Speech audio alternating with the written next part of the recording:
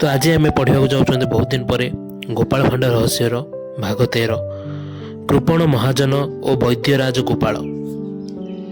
गोपालंकर अशेष गुण संपर्क में लोके बहु परिचय पाई से जड़े महाजन बेमार हो गोटे बरस काल बहु कष्ट भोगिले।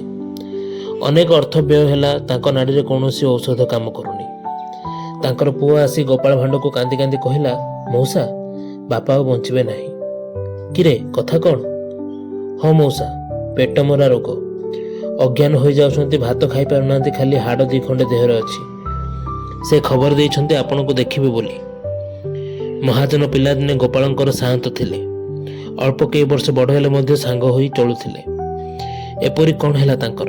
दयालु गोपाल छता बाड़ी धरी दौड़िले। महाजन शोधिले। अस्पष्ट वेदना मुहरे मरिकली। ओ आ प्रणाम महाजन। है किए गोपाल?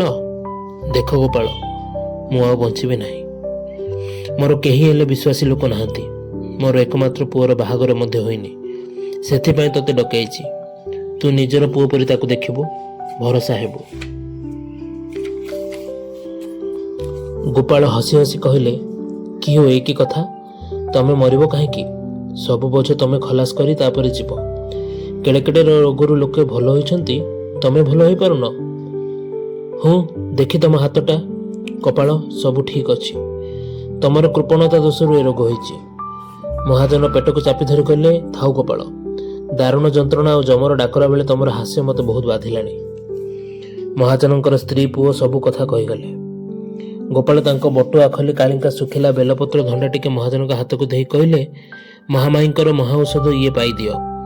हाँ माँ काली को मने मने कह, भल हेले मईंसी गोटाए देबी। बास तुमे भल मनीष हो। मरिबा को केही हेले भल पाती नहीं। ए कथा सुनी समस्त मुहरे आशा संचार है। महाजन धंडा पाई कहले, गोटाए कहीं 10टा मईंसी देवी माँ को। गोपाल महाजन को सांत्वना दे लघुपथ्य और क्षीर खाइबा पाई कही आसिले। मासटीए परे महाजन संपूर्ण भल होई सुस्थ सबल भाव बाट चली गोपालंकर बैठक खाना आसी देखा कले।